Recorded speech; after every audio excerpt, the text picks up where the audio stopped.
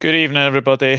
Welcome back to the Dugout Football Channel on what has been a very sad day in the world of obviously YouTube and friendship alongside. We lost Stephen Featley this morning at the age of only 28. He was a big Arsenal fan, big Lewis Hamilton fan, big F1 supporter, and big snooker fan as well. He has had liver problems since I think he was aged two. Um, and obviously we obviously got the news that he was obviously in hospice care, and I have to give a big shout out to obviously Arsenal and obviously Gabriel Martinelli for obviously dedicating that win, and Martinelli obviously dedicating the winning goal to him. And we knew he didn't have long. And unfortunately, this morning, Miss Melina did actually message me at 4:30 this morning, and he passed away peacefully by his family, by his side. I mean, Rich, what were your memories of Stephen? He was a fantastic guy, wasn't he? Well, I was going to say, and I mentioned this in the comments of streams where people have been talking about it, that obviously the lasting memory is a huge Arsenal fan. And I think it's one of these things where the way Arsenal has been the last couple of years, obviously a lot of quite vocal fans. And it's kind of I would say what I was thinking about him is that somebody that had his opinion on Arsenal, and whether it Yeah, differed from other fans' opinion, I think the thing I liked about Stephen was that he had his views, had his opinions, and he was unwavering in what he believed in, and he didn't really necessarily try and follow popular opinion. He had what he thought was the way the club should be run, and I think passionate supporter of, like I said, so many different sports, um, passionate uh, podcaster, and yeah, no, it seems like quite difficult saying it because I think we all knew because his channel's a charity channel. We all knew the the yeah, issues he'd gone through, and I think for me that it's always even though for you're kind of expecting something to happen like this, it's always a bit of a shock when it does happen. A bit like when the Queen died. It wasn't a surprise, but it yeah, still feels Yeah, like quite abrupt. And it wasn't that long ago I was speaking to him after a stream, and I think that's one thing that people maybe don't realize when we do a lot of these streams, a lot of these podcasts. When the camera stops rolling, we stop streaming. We're actually having a chat behind the scenes, having just to chat about football, just to chat about other things that people are like going through or what people are thinking of doing. And yeah, just a lot of those chats that are private chats, but just I didn't think it was gonna. I thought honestly, I thought he had a longer. Well, I was talking to him and just sort of thinking about things you're going to do in the future. So it felt a shock how it ended abruptly, but hopefully it'll be remembered for a lot of positives. And like my channel and I think Doug's channel and Dan's, it's a community, and it's like I support Manchester United. Now, unfortunately for Danny Sports, but that's the kind of thing, isn't it? You can have a banter, you can have a joke and a laugh, but at the end yeah, of the day, we're all football fans, and we're here as part of a community to talk and bounce different ideas, different opinions off other people. And I think he was someone that facilitated that for a lot of people, and it'll be sadly missed. yeah, absolutely. Dan, he did a lot for charity as well. Obviously, with him obviously having liver disease, he was obviously donating everything to the Children's Liver Disease Foundation. His loss is going to be absolutely massive to everybody. I mean, it's really hit me this morning. It really hit me this morning. And obviously, I was going to work, and obviously, I opened Twitter, and obviously, I got the message from Miss Molina, and I just looked at it for about 10 minutes, and I just couldn't believe it. yeah. Big shock to wake up to. No, I really do thank Mel for letting everybody know. I know she's been in regular contact with the family, and she's been a great support in getting Stephen's message out there. Yeah, Stephen has, as much as like Rich said, his opinion on Arsenal. Yes, opinionated. Yes, argumentative. But it's passion, and we've all yeah, got that when it comes to our football club. We all see the way that we want our football club to go, and our ways and views about it. But he was one of the first people that I ever spoke to when I decided, maybe I should start my own channel up. And he said, look, don't take any crap. Just go with your views. Stick to what you believe in, yeah, and just do what you're doing. The fact that he has, his channel is, like you said, it's a charity channel. He has probably saved more lives than he even knows. He has probably saved a lot more lives than he would even know. The money that will have been made and will have gone straight to that chosen charity, I think, it's remarkable what he's done, and it's just sad that he was at an age where nobody should be. It's still his whole life ahead of him. And the Arsenal fan base have lost probably one of the most passionate supporters they've probably ever had. And yeah, a really sad miss. Yeah. I won't forget sitting in a Arsenal Burnley preview, thinking he'll bring me on the camera, and he did. And then he didn't even get round to asking me about plugging my channel at the beginning, because he'd already got into a debate with Luca about Arsenal for about 15 minutes. By debate, do you mean argument? So yeah, they were just like, that's what duo, most of his streams were. But it was brilliant, though. It was brilliant. And whether people thought, I can't listen to these two at it. Look at it now. Like, you'll look back now and you won't think that it's just argumentative. It is passion that can overspill sometimes. With certain fan bases, we see fans of one club fighting over each other because of that passion. But yeah, he's going to be sadly missed, not just as an Arsenal supporter, but on this community, because he had a big part to play. And yeah, just rest in peace, Stephen. It's sad loss. Yeah, absolutely. I mean, one of my first memories of him was I think he messaged me about being on a Liverpool Arsenal preview, and I just said immediately, yeah, I'll come on. And he was nothing but a kind and caring young man. So for him to go at the age of 28 is really, really scary, because I'm only 2 years older than him. It's no age at all. 28, it's no age at all. And I hope that he is obviously reunited with his father. He did lose his father at a young age as well. But I'm thinking of the Arsenal fans that are up there. Claude, you'll be joining Claude up there as well. So rest in peace, Stephen. And by the way, guys, obviously, leave your tributes in the comment section for Stephen as well. Leave your memories with him. I just thought we'd obviously start the show. All the banners are going to be in black this evening as a mark of respect. There's not going to be any sort of intros being played or anything like that, or any like outros as well. I just thought tonight we would obviously dedicate this show to Stephen, because I think he would have wanted us to continue. So rest in peace, Stephen Featley. 30th of October 1994, 27th of February 2023. 28 years old. It's really, really sad. Let's say hello to a few people as well. Good evening, Chris. Hope you are well. Ravi's in as well. Chris, hello. Hi, Ravi. Rest in peace, Stephen Feely. Tragic news to hear is knowledge of football was out of this world, especially F1 knowledge as well. I did lose contact with him for a couple of years from the past, but he will be missed. Yeah, 100%. Some Arsenal fans are my cup of tea. Neither is Lewis Hamilton, but I hope Arsenal win the league and Lewis Hamilton wins the 8th record-breaking F1 title just for Stephen, as they were his biggest heroes. Yeah, he also had Joe Perry a couple of times on his channel. The snooker player, he used to have him couple of times. I think he's a big Arsenal fan as well. Big up Douglas and recipe Stephen Featley. Thank you. Sup everybody, recipe Stephen Featley. Still forward with a bad cough. I'm slowly getting my voice back tomorrow. Could be the day I'll be back in work. They need the voice of reason back, I suppose. Elevator asking if confident Wolves or Manchester United. Definitely not. Recipes, like I said, never knew him, but I'm sure he was such a nice guy to be around. Saw he did the stream just 1 week ago and he looked really well. Yeah. He did. He was very, very bouncy. He was bubbly at that point.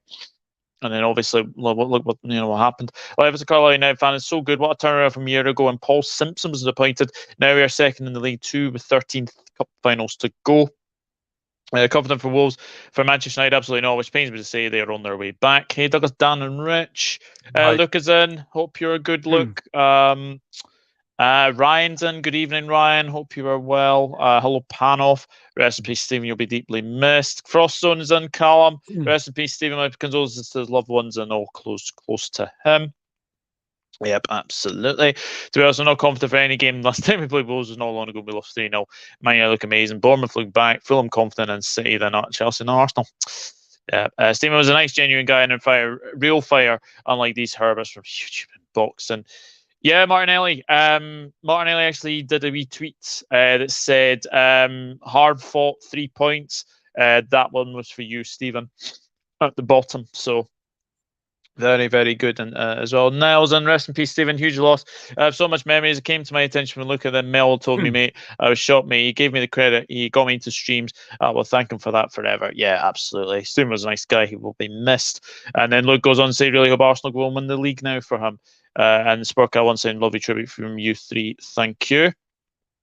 Yeah, about Arsenal. Well, in the league, with 92 points, City second, 90 points. Man United will be third comfortably. No title charge, no top four race, just comfortable in third. I won't forget the duo with him and Luca and their debates that would turn into argument when Arsenal lose. Those were brilliant watches. It was like Tom and Jerry, both were passionate fans. Stephen and Luca arguing about Arsenal was similar to Claude and Ty. Yeah, I do remember that.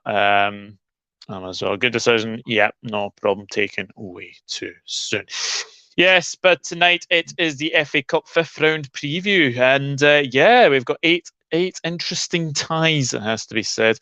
And the first game we'll start with is Stoke City against Brighton. Now, do you want an interesting stat about this game?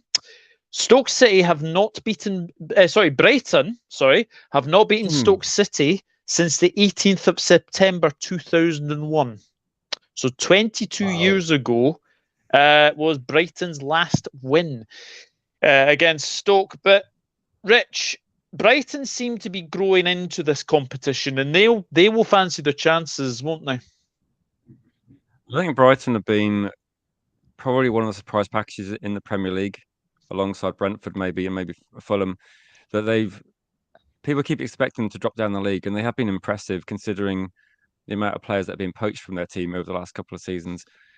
I think they're an incredibly well-run club, Brighton, and I find it surprising. It'd be interesting to know how many times they played Stoke in that period, but I can't see Brighton losing at all in this game. I think Brighton are going to win, and I don't know whether Brighton can go all the way. I think it depends on a bit of luck. But on their day, I mean, as a Manchester United fan, I have not great memories of playing Brighton. The last couple of times we played them, I think they've beaten us. So they're a good team, and they're capable of beating any team on the day. So I think Stoke they'll be lucky to get anything out of this game.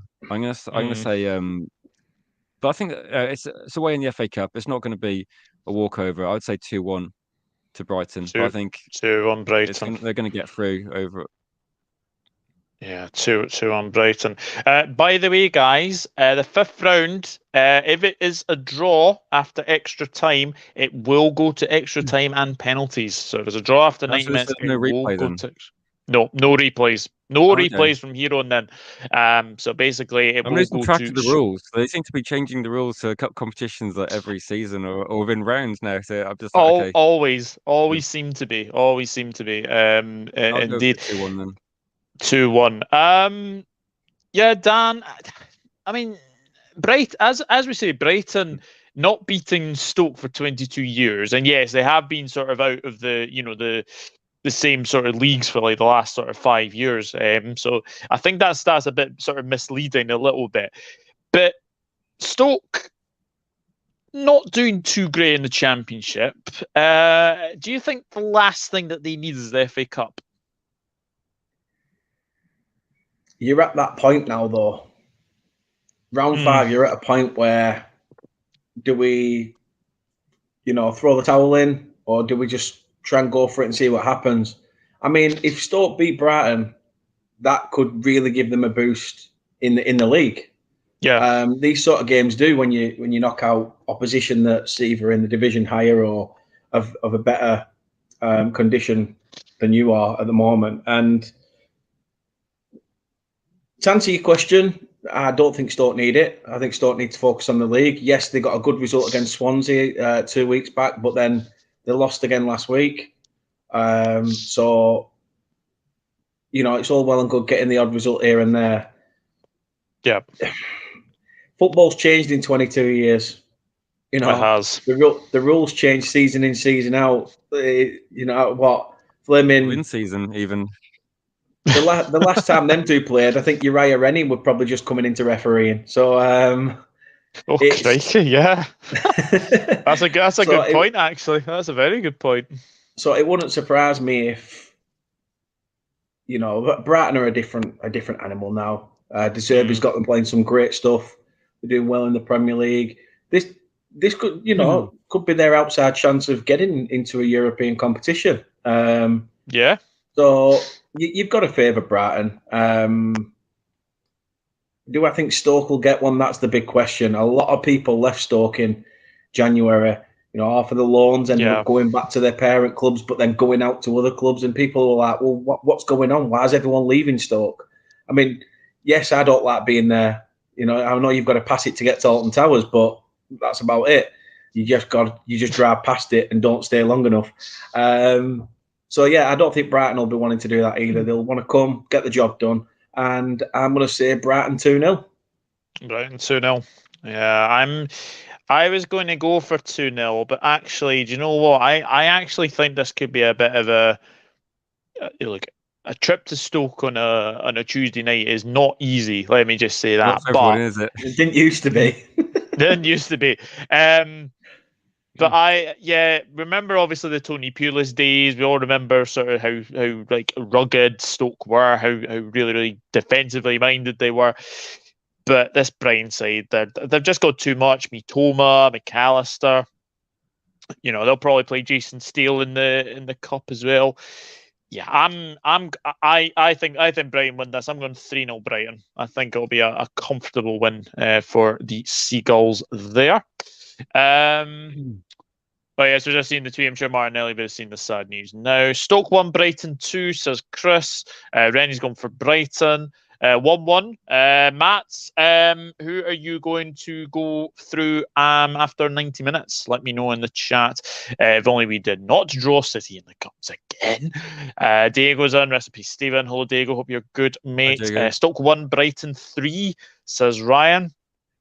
Brighton starting to take the foot off the gas over the last two games. So, to be fair, I think they should have been Palace robbed in that game, and Brighton lost at home to Fulham. That's very true. I know we're not in the cup, but seriously, how can we lose versus Spurs? 2 wins in 16, 1 goal in 6 games. Yeah. I don't know how Graham Potter is still in a job, to be honest. Mitoma is a player to watch out for Brighton, says Diego. However, I think they're just better than Stoke. Not going to be a walkover. I'm going Stoke 1, Brighton 2. That seems to be a popular prediction, actually. I think it's in the cup, though, isn't it? Stoke are going to be up for it. And it's even if they haven't got the quality, I think sometimes the FA Cup does inspire teams to really go for it and maybe try and forget about their league form. Yeah, I'm not. I don't even know. 5-0 now. I said that. Yeah, they need to brighten up their record at Stoke. Good one. Throwback to 2011 when Stoke won 3-0. Will this affect the Premier League games and some will be postponed if the team goes through, or is the weekend where well, actually, the person to ask is obviously Mr. Daniel, because I believe that if you do go through, potentially your game against Blackburn would have to be rescheduled. Yeah, it would. And there's been a lot of controversy about that because Blackburn would want the game played pretty quickly after the quarter-final game if we're through. They don't want it moved later on where we could potentially be crowned champions or already crowned champions by the point, and don't think they want to give us a guard of honour at Ewood Park, do they? So, yeah, that is very, very true. I don't think so. No, I'd love that though. I would love it. You got me all excited now.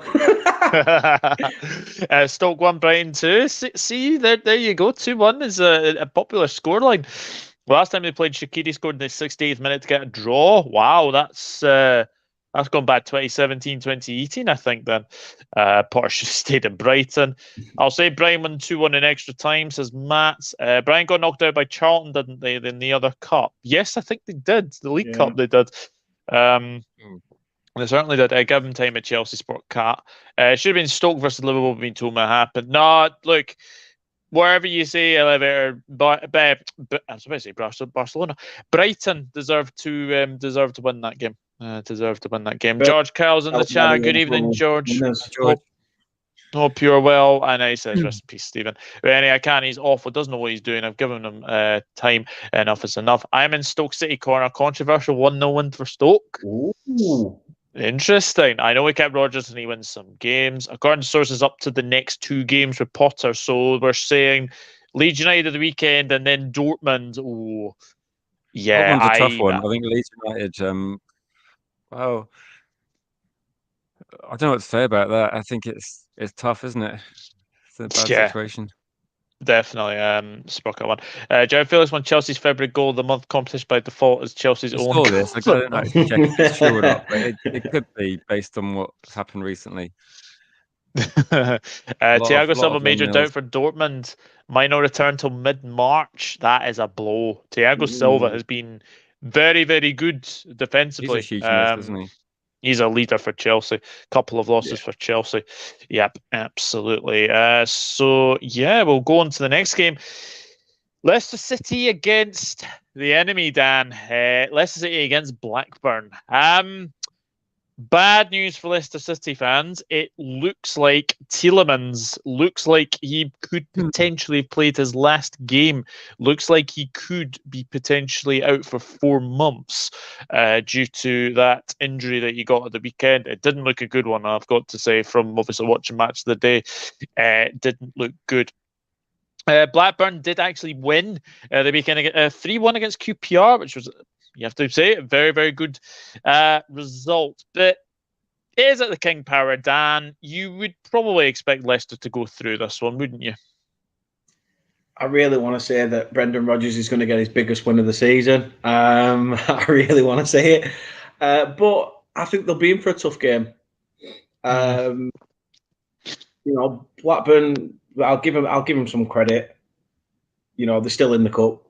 But I just think to travel to Leicester, they're going to give it a good go. Yeah. I know they've struggled selling the tickets. I know that. I'm blocked by Blackburn on Twitter, but I'm not blocked by them on Facebook, so I can see some of the crappy posts that they put out.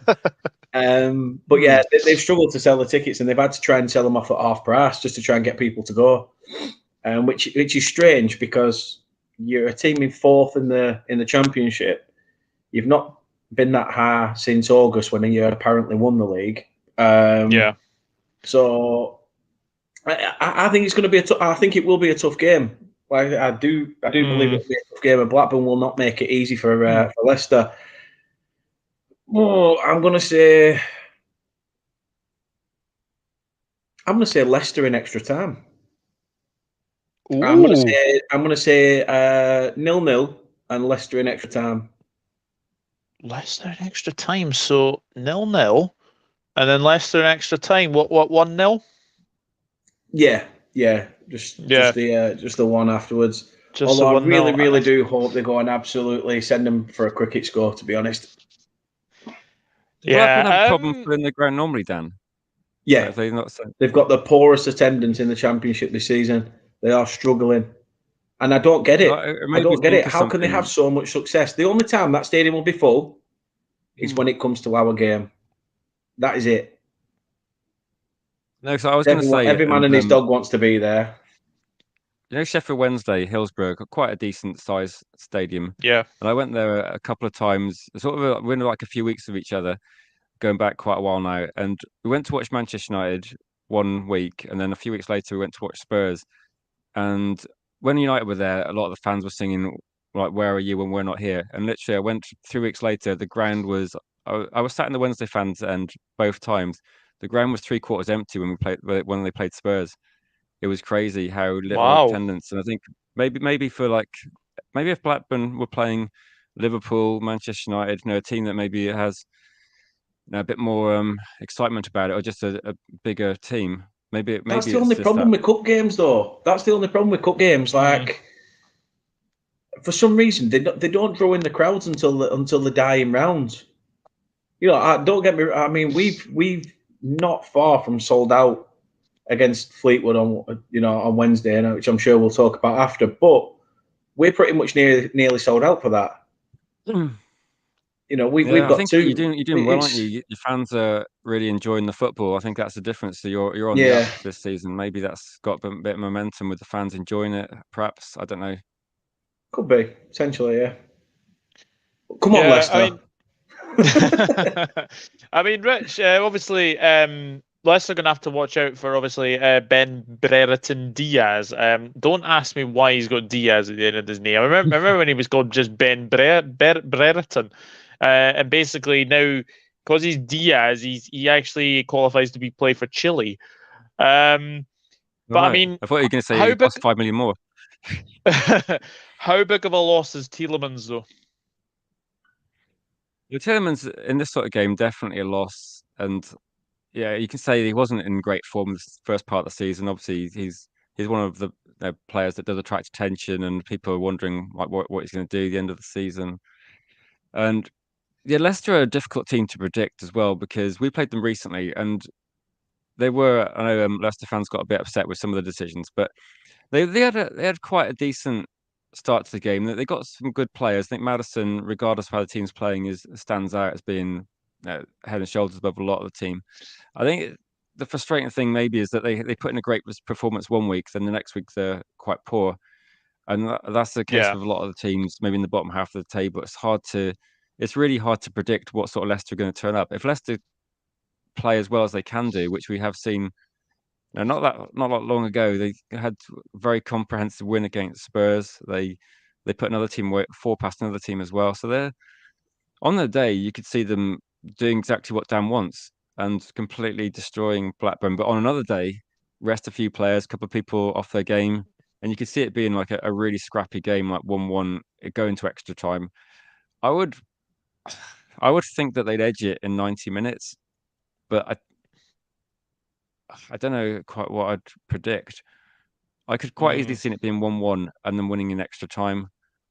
But let's go 2-1 in 90 minutes. But I think Blackburn might put up a bit more fight than people were expecting. And I think Leicester, they've been not consistent enough, I think, over the last month. They turned a corner a little bit with a couple of wins, but I think Blackburn will definitely have a go.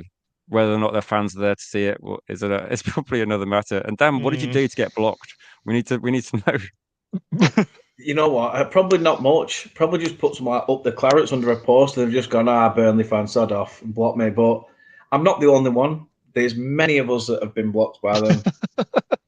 In fact, if I remember rightly, I think I said something about it was when Blackburn released an advert for Venky's and it showed David Dunn eating like a chicken leg in this changing room or something like that.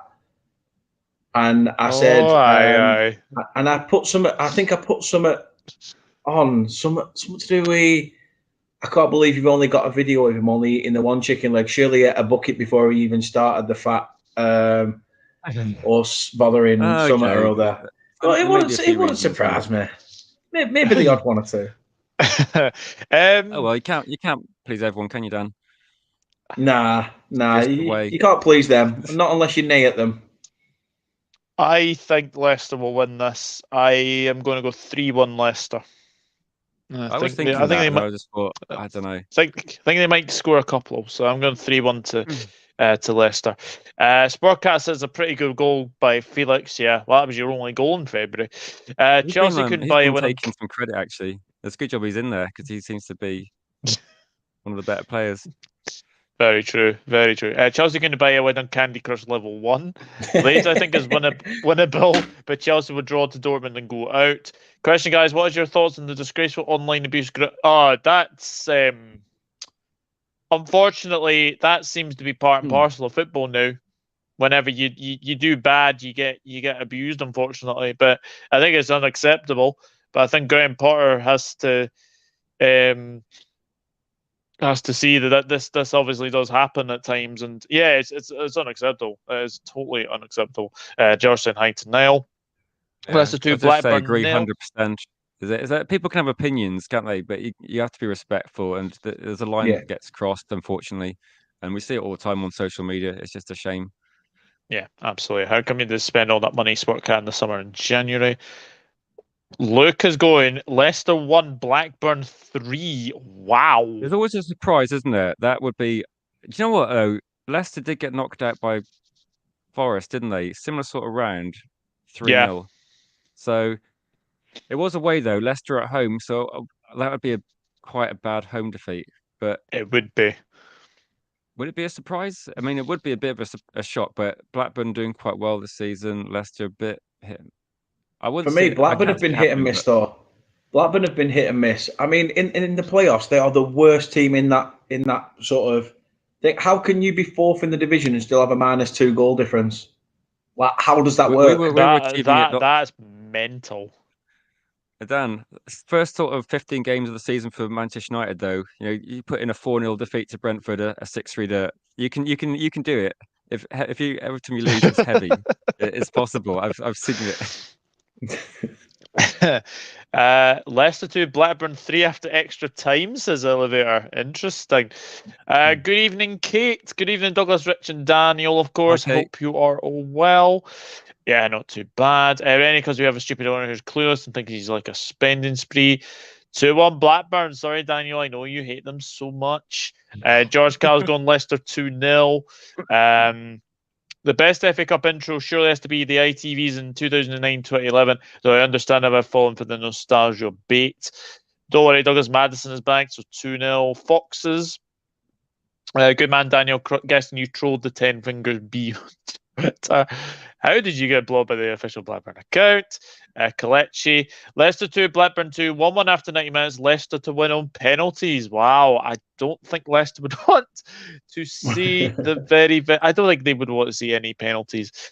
Anyway, no, we haven't done Manchester United because that is the second last game. As well, had to shut 2 stands down against us. What a football club! Wow. Hi, Rennie. Niall, Rennie. Yes, very sad news. Niall, hope you're well, Rennie. I'm not too bad. Some club Twitter pages intend to block rival fans, George, due to being snowflakes is not handling the truth. That's true. Nacho's the kind of FA Cup, and he's imagining, Kalechi and Nacho. Yep. It's strange how the 2 English clubs who have done well in Europe last few years and the teams who have consistently been in the top 4 and were in both cup finals, Chelsea, Liverpool, are doing awful now. Just the way football goes sometimes. I Blackburn think it win just on shows the strength of the pens. Premier League. Do you think the strength of the Premier League is that if you drop a little bit in terms of consistency and form, you drop down the league quite a lot? In other leagues, I Yeah. think there's less depth and strength. But we had a bad season last season. We started dropping down. There's no sort of automatic top 4 for teams in the Premier League. It's just too strong a league. Yeah, definitely. Sorry, the comments just literally just slipped there. There will be a couple of upsets, no doubt. Thanks, Elevator. Got so much memories of Stephen K. He was brilliant with me. Yes, he did give me a kick up the backside of us breaking any YouTube rules, but he gave me that wake up call, and it's a huge credit. No problem. Thoughts Manchester United winning the Carabao Cup?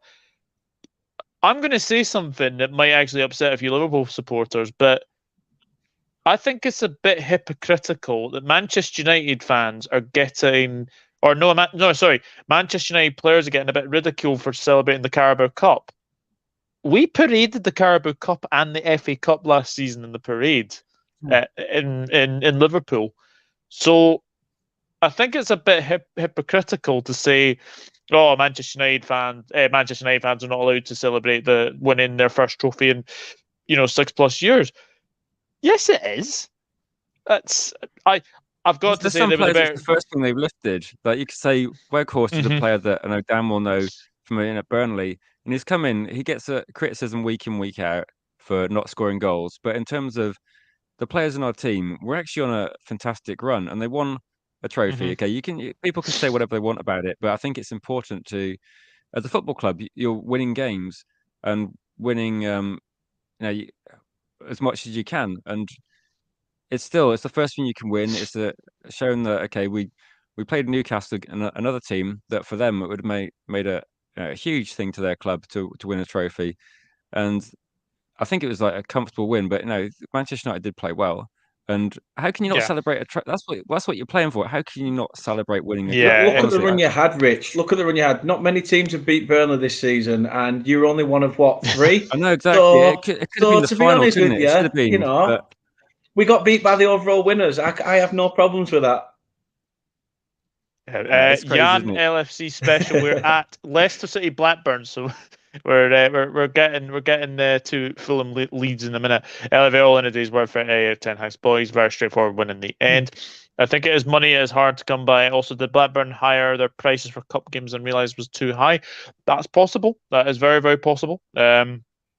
He's called Ben Brereton Diaz to stay relevant. Taylorman strikes me as a massive bottler, so suspect he will sign a new contract at Leicester.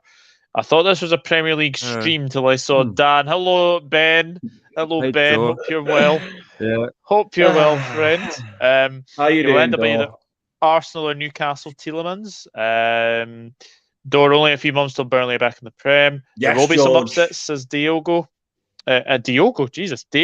I think the weakness for Blackburn is support from the fans. Blackburn are away, Dan. Leicester 2-0. Just sub to both of your channels, guys.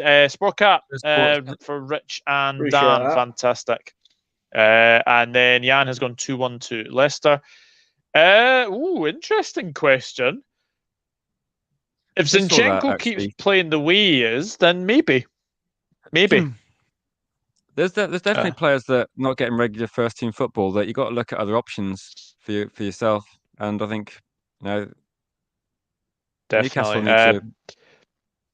Anthony is on. Good evening, Anthony. Hope you're good, mate. Potter should have stayed Brighton. A much better manager for that club. There are clowns in every fan base regarding the Potter abuse. With the abuse, I think we can show the frustration we're not abusing their family. Yep. Greg George is part and parcel of football these days. Hope these idiots are banned for life. Yep, absolutely. Potter started the rise of Brighton's De Zerbi is continuing at Brighton at the moment, playing much better football than Chelsea. Yes, we will get into the chat very, very soon, but we will move on. It is an old Premier League clash, this one. Fulham against Leeds United. Fulham had a 1-1 draw with the Wolves the other day. They had to go through a replay against Sunderland. It was 3-2 win at the Stadium of Light. And then Leeds United, I actually thought they played well against Accrington in the last round, because that one could have been easily a bit of a potential banana skin there. It is an old Premier League clash, Rich. How would you see this one going? This is we played Leeds twice recently, and obviously we're a team they definitely want to perform against, so they gave us a tough game in both games. And I've got to say, Fulham, a couple of years ago, or was it 3 years ago, when they got promoted and they struggled a lot, and I spoke to some of their fans when I did some podcasts, and a lot of the things they had is because it's a lockdown year, they hadn't been able to have a proper pre-season, they didn't manage to prepare adequately. And this season, they hit the ground running. I mean, they really surprised you in the first game. They play exciting attacking football. They're a good team to watch. I quite like Fulham, and they have been a bit of a surprise package. But I think it's not like they've suddenly. I think they've prepared really well for the Premier League, and they've got no chance of being relegated this season. They look a good team. And Leeds United, they're obviously, I don't like Leeds. I'm a Manchester United fan, but let's try and put bias to one side, as difficult as it is. And they've had a couple of tough years, haven't they? They've gone through some managers now. They're a team that's got some good players, but I don't think they've ever really cemented themselves as being, how Brighton kind of built on the first year. You just got to survive, haven't you? First year, you get promoted, then you got to try and build on that. Yeah. I don't see Leeds really improving. They're quite similar to the first year they come up. But I mean, in some game, I can't remember which game it was. They lost high scoring games. They're one of these teams where you can see them scoring 2 or 3 and then also conceding 3 or 4 in the same game. And that's kind of the issue with Leeds, that often they just can't defend. And against us, they were the better team in some parts of the game. But then when we improved, we scored a few goals. I think Fulham got to be heavy favourites for me based on current league form. I do see Leeds getting a goal because even if they're losing 2-0, 3-0, they'll just throw people forward regardless. Even when they're winning, they'll just throw people forward. They just Yeah. it's crazy. It must be frustrating. I don't know what Leeds fans think of the team when sometimes it looks like they just have a kamikaze approach to game management where they don't seem to consider that they've got anything to hold on to. So I'm going to say bit higher scoring, maybe 3-1 to Fulham. 3-1 I think Fulham. it'll be. I mean, Yeah. part of that, one or two of those goals are just me hoping as a Manchester United fan that, no, come on, Fulham, you can definitely put Leeds away, and Leeds need to focus on the league anyway. So I think they'll be doing them a favour in some way. But I think it's going to be possibly a good game for a Manchester United fan to watch, and I Yeah, hope that absolutely. prediction is somewhat accurate. So I'll say 3-1. 3-1. Interesting. Yeah, Dan, I mean, obviously, I think Leeds United, as we said, I think they'll definitely be focused on the league. But if you're a Fulham supporter, why not go for the FA Cup? Why not? Keep momentum going while it's on a high. Everything that Fulham touch at the minute seems to be working. They've got a rhythm going. Everything's going right there at the moment. Craven Cottage is a place that nobody's enjoying going to. They're getting results, and they've really put an imprint on the Premier League this year. Not just with the performances, but certain players have actually come into it a little bit as well. You know, we all thought that Mitrovic was just gonna, he's come to the Prem again now. That's it. He's gonna be hit and miss. But even he's been, a mainstay in that squad. And they even had to release players that weren't getting game time for them during the January window because, Yeah. there was no room for them. These are the sort of competitions where Leeds don't care. They don't give a shit about where they are in the league. I think Leeds they just want to keep that momentum going in terms of, this it's a cup competition. If we're going to try and win something, let's go down with a bit of pedigree and a bit of fight. I'm going to go the long way about this answer. So I'm going to say 1-1 at full time, 2-2 at the end of extra time, and Leeds nick it on pens. Ooh. Leeds on pens. Wow. So yeah, 1-1 in 90 minutes, 2-2 at the end of extra time, and Leeds on pens. Very, very accurate, Mr. MoorHouse. Very, very accurate. And then the Leeds supporters' alarm clock went off, and they woke up and realised it was just a dream. It just 2-0 down after 20 minutes, and the game was over. I'm going to go 2-0 Fulham. I think Fulham will win this. Just very, very quickly, what do we make of Javi Gracia being appointed Leeds manager? Dan, I'll come to you first on that one. But an interesting appointment, I thought. A bit left field, isn't it? I think some of the managerial candidates that they could have gone for, I think there were better options out there for me, but I don't know. Maybe it's just a stopgap. Somebody who said, "Yeah, I'll come in till the end of the season, maybe, and see how it goes." But I'd have at least gone for somebody else, somebody a lot stronger, candidate than Javi, whatever you want to call him, Garcia. And the thing is, it's Leeds at the moment. No matter what you do with them, they seem to be broken. They just stayed up by the skin of their teeth last season. Yeah.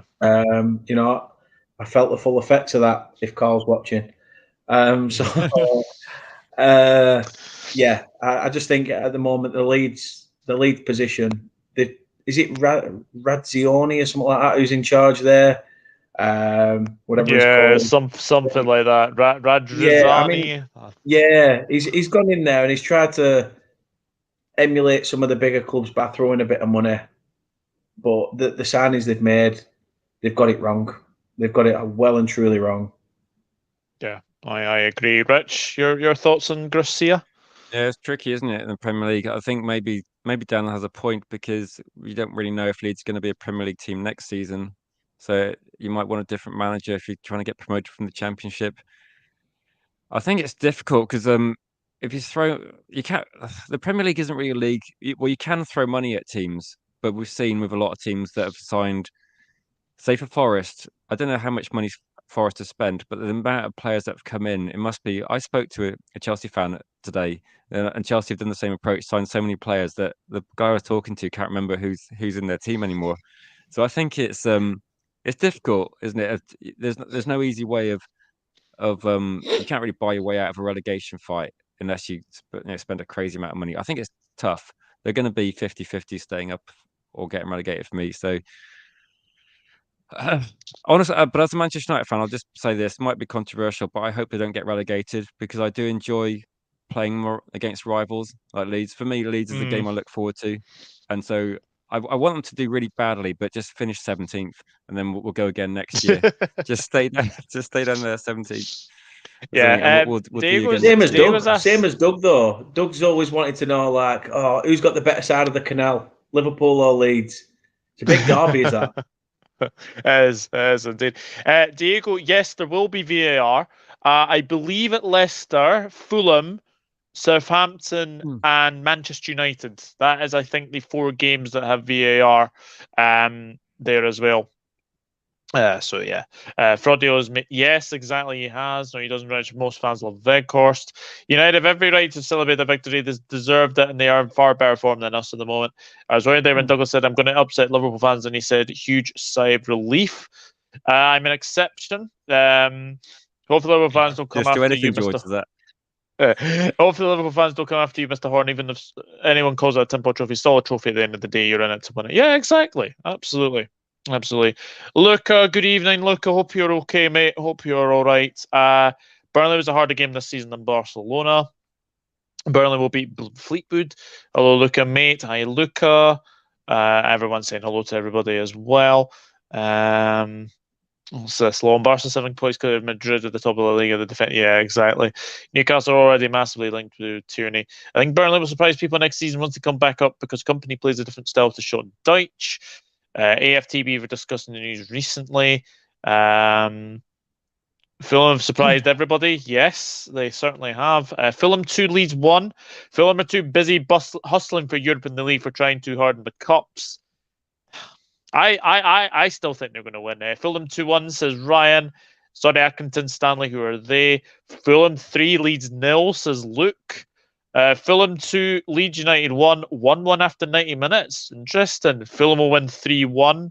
Ren's gone for a 2-2 draw. Fulham are typically a yo-yo club. Yes, they were, but now I'm starting to think that they may have cracked it. They may have cracked it. The first time they came up though, 2001 or 2? They stayed up for quite a long time and built a very good team. So I don't know if they're not quite Norwich. They maybe recently they didn't get it right, but 3-1 Richard Osman's team. Fulham. Sure, that's a pointless score. I should be worried. I've agreed with George again, and this has happened a few times. But Niall's agreeing, so it's not a crazy prediction. 3-1. Yeah. Elevator's gone. It's the FA Cup, so you know what? Fulham 5, Leeds 4. 9-goal thriller. So why not? You would get a lot of entertainment for that if that happened. So this season has really upset the trend. Just seeing Chris's stream, he's got Dan, a Blackburn fan. I thought he was Burnley. Oh no, he's got a Blackburn fan on his channel who's called Dan. Yeah, Rovers chat, isn't it? I think it is. Yeah. Fulham 1, Leeds United 1, I reckon, says Diego. Rich signing Ronaldinho from us was the real spark. Dirty Leeds Richard. Fulham 2, Leeds 1. FA Cup does have a lot of upsets after all, so why not? We have been linked with signed Dumfries from Inter Milan. Don't worry, guys, it's all rumours. Wow, that would be a bit of a coup for Leicester. You've also been linked to playing similar football to Dumfries as well. Oh, because it's been poor. Oh dear.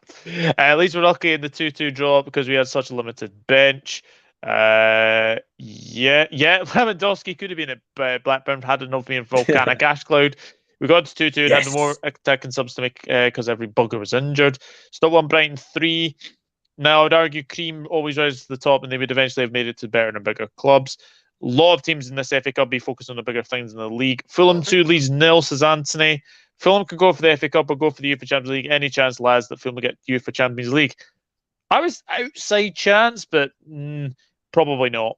Probably not. If Fulham stick around the league place they are currently in, for me, Marco Silva should win Manager of the Year. That is very true. Williams, Solomon, Paulinho being incredible signings. Yeah, Solomon, Rich. 3 goals in 3 games for Manor Solomon, including a winner against Brighton. And I think he may have scored potentially against Chelsea as well. He's been a very good signing, isn't he? Yeah, no, they got a lot of things right in transfers. So, yeah, I mean, what can I say? Hit the ground running. Good signing. I think there's a lot of things where in January it's difficult to get signings right.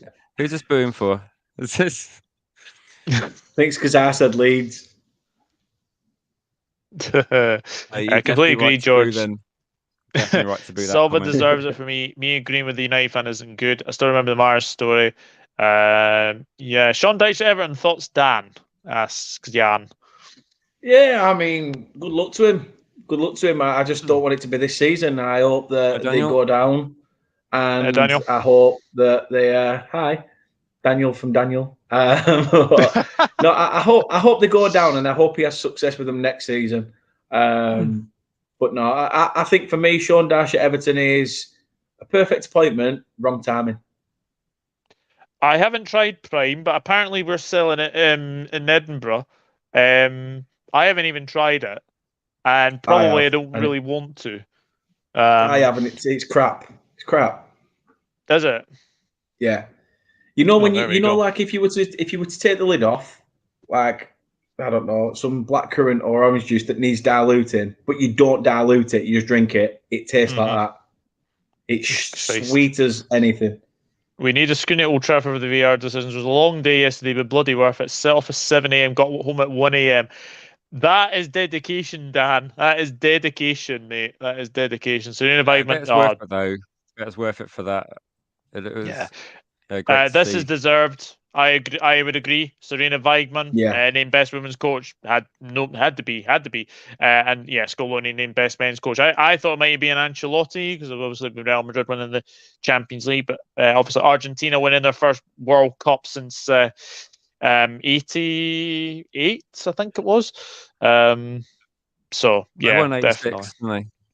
86. That's it. Yes, Serena. Maradona. So I guess it's like one of those things, isn't it? That they. Yeah. And also, they weren't really a favourite, were they, before the tournament started? Yeah. Hope Dan gets a prediction right. Big up Dan, says Anthony. Get one right, surely. Oh, I'm sure you will. I am sure you will. The next one is the next one is a City derby. It's not really. Bristol City against Manchester City. Dan, Bristol City are actually doing pretty well recently, aren't they? They have. Since they beat West Brom in the last round of the Cup, they've put some decent results together. Nobody expected them to get a result in that game. I think even Anthony will say that he didn't expect it. But I remember Anthony telling me that they put out quite a few of their youth players, some of their youngsters, and they literally took West Brom on the wings and beat them for pace, left, right, and centre, and made West Brom pretty much camp in their own half. It's a different game against Manchester City. Yes, we've seen this season they are beatable. And will Manchester City favour a trip down to Bristol? That's the thing as well. I'm not sure when the last time they've been down there. Probably not since they've been a club. When they were in League One. They were. Yeah, probably. But it's not an easy place to go. Is Ashton Gate. This could be an upset, I could see this one being an upset maybe. But hello. I don't know whether to back it or not. If I do, I'm going to say 1-0 Bristol City in extra time. Oh. Are you going to go for it? That's a shout, isn't it? Yeah. Why not? There's a reason I'm bottom of predictions. There's a reason why I'm bottom of predictions. I don't even know how. So you're going 0-0. You're going 0-0 at full time, and then Doug, if you just write City 1-0 in extra time, that'll do me, right? And then we'll just take it. Yeah, good one. Yeah, I can't allow that. So you're going 1-0 Bristol City after extra time. Yeah. Well, we shall see. From a team that has actually been beaten by Bristol City at Ashton Gate in the past, Rich. When was that? Because someone actually, a Bristol City fan, I did love get how in you led contact him with me. into that. Love it. You know Straight what, Doug? in. No, serious point though. Someone messaged me about, I can't remember, it might have been like a few months ago, Bristol City fan, and said, "Do you remember when we beat you?" And I was thinking, honestly, I just kind of blanked it out, and I was just thinking, I can't remember what year it was, but I can't remember the score. But yeah, I think it was I'm aware of that 2-1, I fact. think. I think it might have been 2-1. I'm not sure. I can't Yeah, actually last remember season who had so scored many that day. defeats, I kind of just started blanking things out. I can't remember when it was, but yeah, it happens. We've like Yeah, gone to low league competitions and struggled. It just happens sometimes, doesn't it? yeah. Well, Dan is going for the upset. No, I hope Dan's right. I'm going to disagree, but I hope he's right. What are you going for in this I'm one? really struggling to see. I'm struggling to see that any 11 that Pep can put together that don't win that game, because I'm just yeah. You can rotate as much as you want. You can put out your reserve team. There's still a team that probably finished mid-table in the Premier League. I just can't see how they don't win. As much as it would be funny, and the only thing I can hope is that you put together a team that just aren't used to playing together, and it doesn't click, and somehow Bristol City. I don't know. I can't even convince myself. It's going to be a Man City win, isn't it? Cheers. I'm going to say 3-1. I just don't see how they don't. I just don't see how they don't win and score a few goals. They're just that good a team. Yeah, Who does I Matt can't. support out of interest? Just I Bristol hope Man City fan. Rovers. Oh, okay, that makes a lot of sense then. Matt, I wouldn't worry, Matt. Don't worry about it. I think Bristol City, unfortunately for Bristol City fans, are taking a bit of a. I don't think it's going to be a complete pasting. I think Man City are one of these teams that will comfortably get a few goals up and then just take it easy. There's no point in burning yourself out. So 3-1, I'll say. Yeah, I am actually going to agree with Rich. I'm going 3-1 City as well. I just think it's going to be a, it won't be a battering as obviously many people are sort Thanks, of Anthony. I thought you might have been. predicting. George Kyle says, buy it any. Prime is ranked. That's like cordial without adding water. Oh my god. See? Absolutely. It must Bristol be City 1, true though. That Manchester if City people 3. say it, then Good old Nigel will make it ugly as possible. Yes, Nigel Pearson. Guys, it's obvious. 3-0 City, Holland hat trick. will Holland play? I mean, I guess Would you it'd be a risk bit like Holland Harry in a Kane game when like this? I don't think so. Bristol he'd City is want to not an easy play, place to go definitely. to But and play passing. Yes, that's right. There's been a few weird reports about the pitch at Ashton Gate. Bristol City 2, Man City 3, 4-1 Man City. Sadly, Fraudiola will get through. 4-0 Holland. Hadrick, I'm sorry, Nigel Pearson. Probably 5-1, says George. Luke they're just is too going good, aren't 2-1 they? Bristol City after extra time. Yeah, Well, we shall see. hopefully. I've seen Bristol City play Man City before when Sven was in charge. Well, lost 2-1, but we will give them a game. Are you going, Anthony? I would imagine you are going. Bristol City 1, Man Doubt City it. He's the 3. biggest Bristol armchair supporter I've ever seen. He claimed to go to the Man United game. That was a while back. Yeah, that is true. If Man City lose, I'll leave my home. Bristol City 2, Manchester United when I was there, says Anthony. It's 20th an of interesting December bet, isn't it? 2017. Wow, that's a long time ago. Which city, Ryan? Which city? I'm guessing you're saying Manchester City. Only a few months after penultimate trophy, and a year before the disaster, Ollie came as temporary manager. Bristol Rovers are bollocks. Dan, hope you're right, and That's if some you are, I will buy you a soda. some interesting comments, isn't there? We go. And Hi, Peter Raymond Peter. says, big up everyone. Huddersfield Town. Yeah, there we go. Ryan say Manchester City. Of course. So that takes care of the Tuesday games. We started with the game at St Mary's.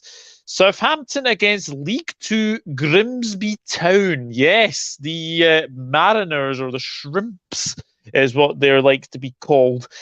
I mean, again, when we're obviously talking about obviously teams that obviously don't really want the FA Cup, Dan. I mean, Southampton are probably one of those sides, but at home against Grimsby, you'd have to fancy Southampton, surely here. Yes, and it's a point where you look at Grimsby though and you think we're in the 5th round of the FA Cup. You know, why not? Look at, if you're the Grimsby manager, you're in that dressing room saying, how many teams have come to St Mary's this season and come away with 3 points? They've come away with results week in, week out. Go and put your name amongst those elite clubs. You know, that for me would be enough to go, I want to get a win here. This is a banana skin game. Although we've seen Southampton this year, they've been pretty decent in the cups. It's just in the league they can't seem to find a rhythm. I think probably I went maybe a game too early with my mad prediction. I can't see this being a big scoring game, and I can really see Grimsby pushing the boat out, pardon the pun. I'm going to say Southampton 2-1 in extra time.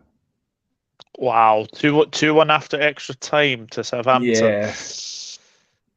It's going to be one of those games where Grimsby are 1-0 up throughout, and then Southampton are chasing the game. They get some at late on, but because they've got the legs, they'll do it in extra time. Yeah, I mean, Rich, me and you have been adamant this season that this is the season that Southampton go down from the Premier League. Have you changed your mind about them at all? No. I was thinking, it's one of those things, isn't it? I think with them, that Dyche going to Everton, I think, was huge for Everton. And then the instant result, I think with Dyche, he got judged a bit harshly, maybe, considering he was trying to play something different at Burnley. I think he's got possibly more chance to do it at Everton. They may, if they survive this year, Everton, they've had some issues with like finances. They could build on it and improve. And I think Dyche, it was a great appointment. There were a lot of clubs down there thinking they should have maybe replaced their manager quicker and got Dyche in. Southampton, I said at the start of the season I thought they were going to go down because they just have got weaker over the last couple of seasons, and I didn't think that under Hasenhüttl they were doing well. They went on like massive losing runs, and also teams that come up like Fulham, Brentford have really cemented themselves as like actually Fulham in 1 year, Brentford in a couple, have spent themselves in no chance of getting relegated for those two teams in the near future unless a disaster. So I think with Southampton, I think they're going to go down, but they knocked out Man City, didn't they? In the they Cup, did. So yeah, they put together like a great result, but it's only like 1 in 5 games. So in the Premier League, I don't think it's going to be enough against a team leagues below them. I can't see Grimsby getting something. Southampton have got quite a good cup record in recent times. It's not that long ago since they made a final. I think Southampton will win this, and it may be a nice distraction from the league. I don't think it's going to influence the league at all, whether they have a couple more games in the cup. I'm going to say 2-0. I think it'll be one of these things where they just get the second late on. I don't think it's going to be necessarily a comfortable game, but I think Southampton have just got too much. If Southampton lose, then it's game over. Yeah, it's game over. I think it's just they carry that form into the league. I think they're really struggling. So I'm going to say 2-0 though. Another a little cup run for Southampton. Yeah, I'm going to say Southampton win. I'm going to go 3-0. I think this might be the game that they might score a couple of goals. And yeah, I think it could be a end for Grimsby. Seriously, if it wasn't for those scrappy wins for Everton, Leicester, West Ham at the start of the season with Tuchel, we would legit be in a relegation battle. Enough of Jake Paul versus Tommy Fury nonsense. The most anticipated fight, Chris Welsh against Kid Galahad. It depends. Bristol City, Man City, says Anthony. 2-1 Southampton, says Niall. Southampton won on the cups 2 this season, so 2-0. Dan got one prediction with Bristol City. Love you, Dan. Lol. He doesn't want to appear. Waiting. It's like waiting for cows to return to the farms anyway. Scared and embarrassed. I'll end his boxing career. James Ward Prowse FC 3, Grimsby 0. says Elevator. Southampton 2, Grimsby 0. Oh, Chris going for the upset. Grimsby to win 2-1. Wouldn't be surprised if that happened. 2-0 Southampton. There's a Southampton supporter there, Anthony. 2-1 Southampton. Southampton 2, Grimsby 0. Eh? That's 3 we've talked. That's how many teams have they got? That's 3 at least. If you play in red, he adores you. I don't think he adores Man United. I think we might be the exception. Maybe Liverpool might be an exception as well. Quite possibly. 1-1, it goes to penalties and Grimsby wins, says Ryan. Southampton battling relegation. Grimsby nothing to play for, not going down, going to finish mid-table at best. Yeah, Nathan Jones was definitely not the man, that is true. I do like Ruben Sellers, especially the way he presents himself to the snobby media. Soon we'll be dealing with the Fleetwood Town upset. I think Southampton are going to go for the FA Cup. Ooh, interesting. Right. If you remember the last stream that me and Dan did, now Richard obviously wasn't available then. I did make a bit of a boo-boo. Now, just to remind people, I have actually got the clip here. So this is what happened the last time. This is what happened the last time this team played Sheffield Wednesday. Yeah, have a look at this. At Sheffield Wednesday. I'm going to say 2-1. 2-1. I'll go. Do I go Fleetwood Mac? Fleetwood Mac, Jesus Christ, that'd be interesting. Fleetwood Mac playing football. Fleetwood Town, I should say.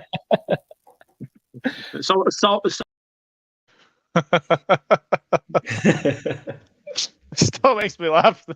Still makes me laugh today. I still don't know. I still don't understand how he did it. So, get yourself right this time. Burnley against Fleetwood Town. There we go. Burnley against Fleetwood Town.